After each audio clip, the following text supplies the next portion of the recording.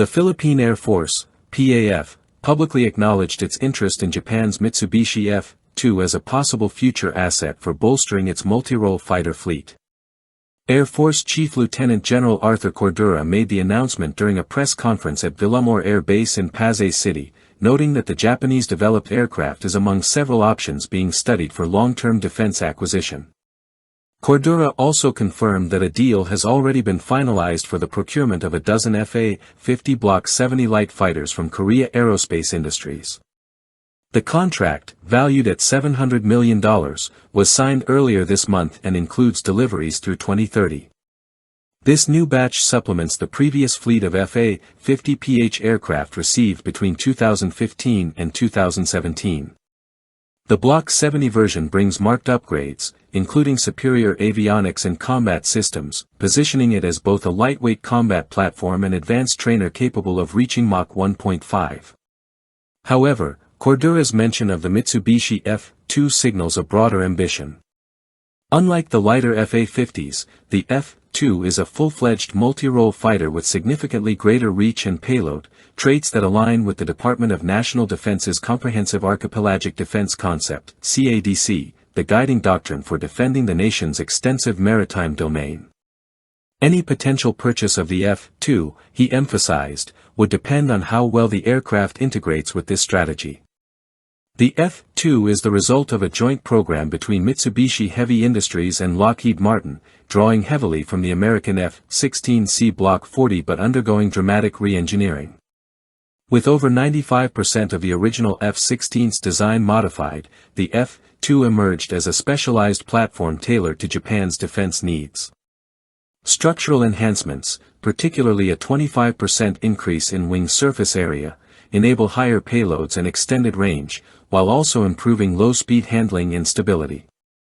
Japan's aerospace industry pioneered new territory with the F-2's composite wing structures, which use graphite epoxy materials to reduce weight and radar visibility. These advanced materials were co-cured in autoclaves, making the F-2 the first combat aircraft to apply this method in mass production.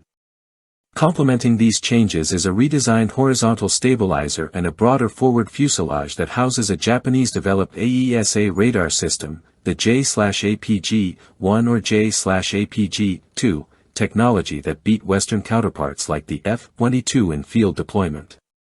Internally, the F-2 features a thoroughly Japanese suite of electronics. From its radar warning systems to its mission computer, much of the aircraft's brains were developed domestically. A custom-built digital fly-by-wire system, co-developed with Honeywell, manages flight dynamics, while a tri-display cockpit setup and distinctive three-panel canopy differentiated visually and functionally from its F-16 ancestor. Powering the aircraft is the General Electric F-110 IHI-129 engine, license produced by IHI, pushing the F-2 to speeds approaching Mach 2.0. This engine setup necessitated adjustments to the intake system and fuselage shape, especially with the radar system's increased space demands.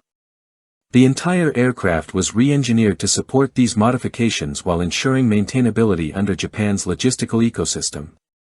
Beyond performance, the F-2 stands out in its weapon compatibility. The jet supports a robust inventory, including domestically produced anti-ship missiles like the ASM-2 and ASM-3. In total, it can carry up to 8,085 kilograms of ordnance across 11 hardpoints. This includes a mix of U.S. and Japanese air-to-air and air-to-ground munitions, such as DAMs, Hulge dams, and infrared-guided GCS-1 bombs, making it suitable for a wide range of missions from maritime strike to air superiority. The possibility of the Philippines acquiring the F-2 suggests a shift in defense sourcing strategy, looking beyond traditional U.S.-based suppliers. While no acquisition process has officially begun, the fact that the aircraft is under active consideration hints at a long-term vision that includes deepening military-industrial ties with Japan. Any such move would entail evaluating logistical compatibility, ground support infrastructure, and training pipelines, especially given the aircraft's advanced and localized technologies. Lieutenant General Cordura's remarks make it clear, the Philippines is preparing for a more complex and contested regional security landscape. Whether or not the F F-2 becomes part of its future arsenal, the willingness to explore such options reflects a growing strategic confidence and an openness to working with new partners in Asia.